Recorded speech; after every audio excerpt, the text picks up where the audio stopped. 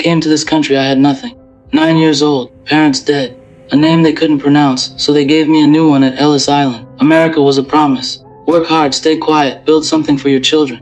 Nobody handed me anything. I took what I needed and I made it legitimate. Olive oil, real estate, politics. By the time my sons were grown, the Corleone name meant something. That was the dream. To arrive with nothing and leave your children with everything. Yeah, well, by the time I came up, the dream was already a fucking joke. My old man was in the life. His old man was in the life. There was no Ellis Island story for me. No bootstraps. I inherited a crew, a set of expectations, and a lifetime of therapy bills. The legitimate world? They didn't want us. Banks wouldn't touch our money. Politicians took our donations and pretended they didn't know where it came from.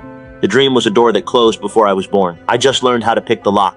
You guys at least had structure, organization, a code or whatever. I came up in the Midwest doing scores with meth heads and lunatics. No family business, no tradition, just whatever paid. Then I moved to Los Santos, tried to go straight, and found out the whole system is a scam anyway. The stock market is rigged. The government is bought. The cops are either on the take or too stupid to matter. America isn't a dream anymore. It's a heist. Everyone's running on everyone else. I just stopped pretending I wasn't a criminal. It did not change. It was always this way. When I was building my business, I bought judges. I bought police captains. I bought city councilmen. The difference is we were honest about the transaction. Cash in an envelope, a favor owed, clean, simple. Now they hide it behind lawyers and lobbyists and campaign contributions. They made bribery legal and called it democracy. The only thing that changed is the paperwork. In my day, we bought local. A councilman here. A zoning board there. Small potatoes. Now, fucking foreign governments are buying senators. You got countries I can't even find on a map writing checks to think tanks that write the laws that Congress passes without reading. AIPAC. Saudi money. Chinese money. Whoever's got the checkbook gets the policy. We used to joke that politicians were whores. Turns out whores have more integrity. I did a job once for a guy who worked for a guy who worked for the IAA. That's like your CIA, but somehow dumber. They had me stealing files that proved the government was running drugs to fund operations. Congress wouldn't approve. Same shit the CIA did in the 80s with the Contras. Nothing changed. They just got better at hiding it. And the wars? Don't get me started on the wars. We've been in the Middle East my entire adult life. For what? So defense contractors can bill the Pentagon for hammers that cost $800. So some country the size of New Jersey can keep expanding into their neighbor's land while we foot the bill? In my time, America fought wars it intended to win. We did not send men to die for 20 years in places we could not find on a map. When I came to this country, it had just won a world war. There was pride, purpose. Young men believed their sacrifice meant something. Now, your sons die in deserts so oil companies can post profits and foreign lobbies can dictate your foreign policy. This is not an empire. This is a protection racket. You want to know what broke my brain? Watching the news after 9/11. All that patriotism. All that unity. We're going to get the guys who did this. And then we invade Iraq, a country that had nothing to do with it because some neocons had a hard-on for regime change and defense stocks needed a boost. $3 trillion. Thousands of American kids dead. Hundreds of thousands of Iraqis dead. And for what? So Halliburton could build bases we abandoned. The guys I work with in Los Santos, the real connected ones, they laugh about this stuff. They've got friends in Merriweather, which is basically Blackwater, with a different logo. Private military, no oversight. They operate in countries most Americans couldn't spell, doing jobs the government won't admit it ordered. And when it goes wrong, some contractor takes the fall. No trial, no accountability. Just a severance package and a job at another firm with a different name. We're running the same grift at every level. In my time, a man who was caught taking money from a foreign power would be destroyed. His career, his family, everything. Now, they give speeches about it. They write books. They join boards of companies that profited from the policies they created. Your last 3 presidents have ties to foreign money so deep it would take a forensic accountant a lifetime to untangle. And nobody cares because everyone is complicit. The voters, the media, the corporations. When everyone is guilty, no one is guilty. My therapist used to ask me why I felt so much anger, why I couldn't just accept the world as it was. And I wanted to say, Doc, the world is a lie. Everything they taught me in school. Work hard, play fair. The system rewards merit. Bullshit. The system rewards whoever's willing to bend it furthest without getting caught. I spent my whole life feeling guilty for being a criminal. Then I watched bankers crash the economy, get bailed out, and give themselves bonuses. And not one of them went to jail one. Not 2008 fucked me up too. I was trying to go straight around then. Had some money saved. Invested it like a normal person. And then, boom, gone. Not because I made a bad bet, because some assholes on Wall Street played casino with mortgages they knew were worthless, and the government decided they were too big to fail.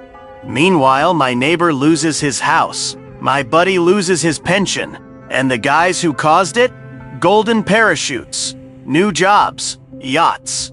That's when I stopped feeling bad about robbing banks. The banks robbed everyone first. I'm just collecting what's owed. Yes. In my time, banks were afraid of us. We had leverage. We knew their secrets. Now the banks are the leverage. They own the politicians. They own the regulators.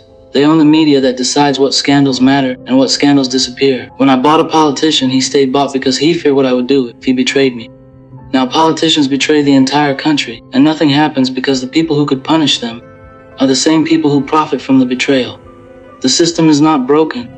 It is working exactly as designed, just not for you. So what's the answer?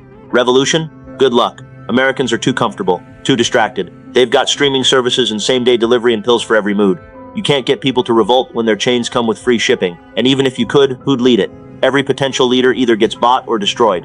Look at anyone who ever challenged the system. King, Kennedy, Wellstone, they either end up dead or discredited. The machine protects itself. That's rule one. I don't think there is an answer. Not one that doesn't involve burning everything down and starting over. And even then, the same types of people would end up on top, the ones willing to do what others won't. I used to think I was different, that I was just a guy making the best of a bad situation. But I'm not different. I'm the same as every banker and politician and defense contractor. I just don't pretend otherwise. The only honest men in America are the ones who admit they're criminals. You are both too cynical and too American. You think because the system is corrupt, nothing can be done. But systems are made of people. People can be removed, replaced, persuaded. The problem is not that America is corrupt. The problem is that Americans have forgotten how to fight. Not with guns, with patience, with organization, with the willingness to sacrifice today for something better tomorrow. I built my family over decades. I took nothing and made it something.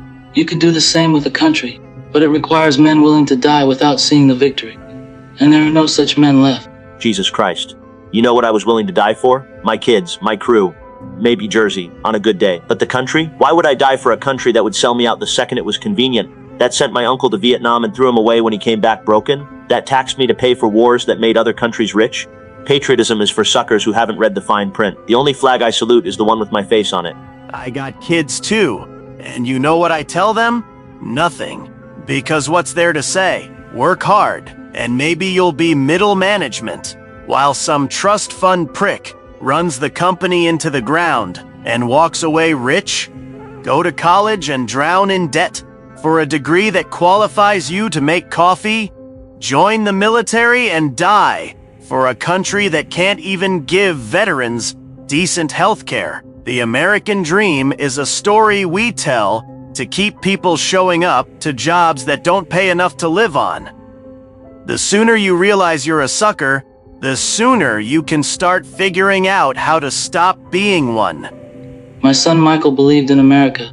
He went to war, became a hero, came home expecting the country he fought for to be worthy of his sacrifice. It was not, so he became me, but harder, colder, more willing to do what was necessary because he had seen what the alternative cost. Perhaps that is the true American dream. Not that your children will have more than you, but that they will understand the game better than you did. That they will be less naive, less trusting, more prepared for the knife in the back. So we're agreeing? The dream is dead. America is a corpse that doesn't know it's dead yet. And the best we can do is teach our kids how to pick the pockets of the mourners? Pretty much.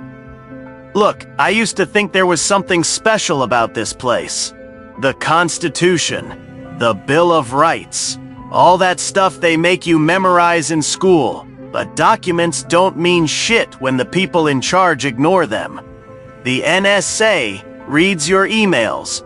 The cops steal your money with civil forfeiture. The government can lock you up indefinitely if they say the magic words, national security. We live in a surveillance state that outsources its wars and sells its elections to the highest bidder. The founders would be shooting by now.